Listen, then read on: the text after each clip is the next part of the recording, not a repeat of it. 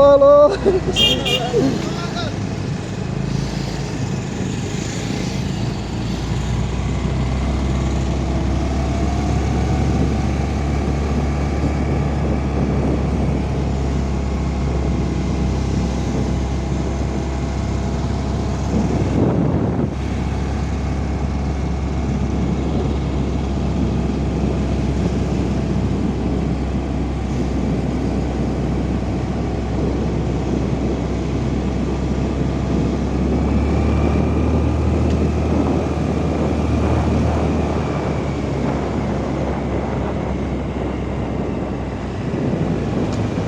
पोस्टबहादुर लोकमार्ग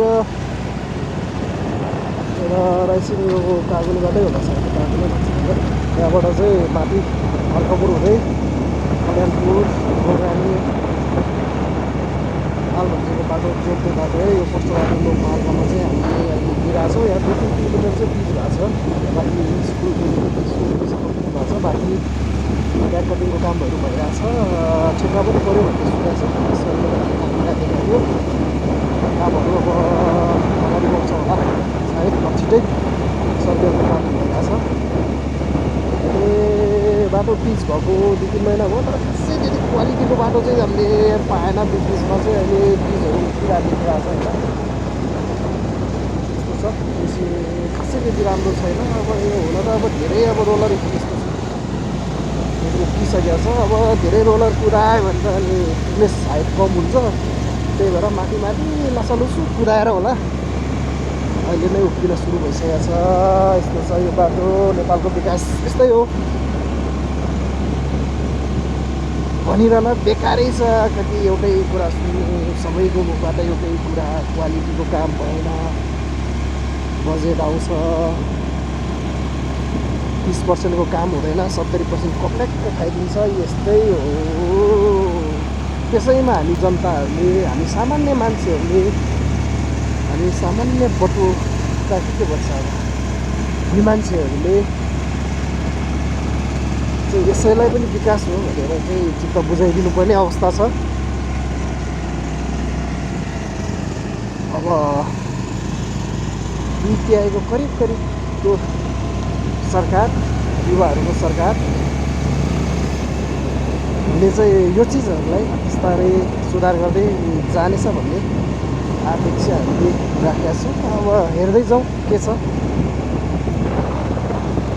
यिनीहरूको छापा पनि खासै बत्तीले देखाएको छैन। आफ्नै बुढीलाई चाहिँ आयोगको सदस्यमा चाहिँ नियुक्ति गरेर चाहिँ अब श्रम मन्त्री के मन्त्री चाहिँ हुनेवाला छ है भन्ने सुनेको थियो।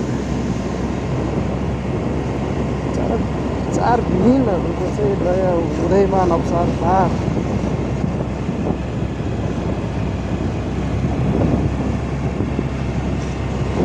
चाहिँ मेरो साथीको गाउँ है हरिकृष्णको गाउँ है यो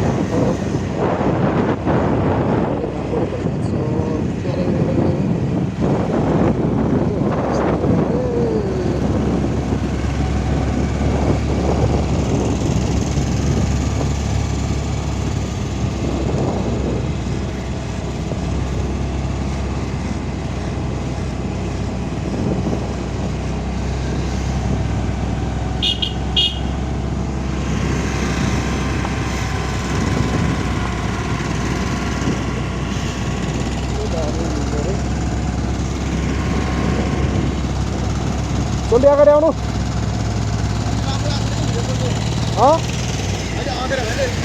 ए बब्बाल आइरहेको छ यार कुरो सोल्टी है। अब वैशाखमा बेहुला हुने मान्छे हो ए बब्बाल आएको छ।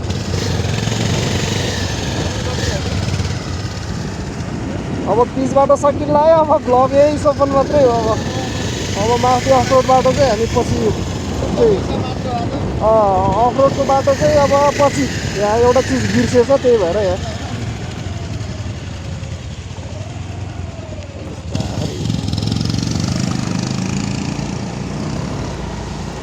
पहिलाको नयाँ स्कुटर बचाएर चलाइदिनु पऱ्यो।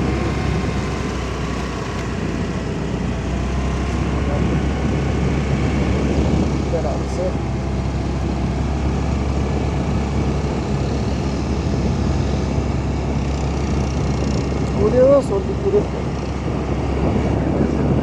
एकदम फाइन एकदम राम्रो ब्युटिफुल छ है मौसम छोडेर आइसक्यो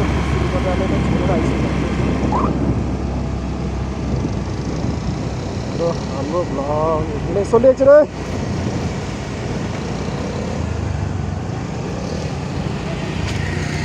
हाम्रो बहिनीले पनि ओभरट्याक हानिदियो हामीलाई अब यहाँदेखि चाहिँ अपलोड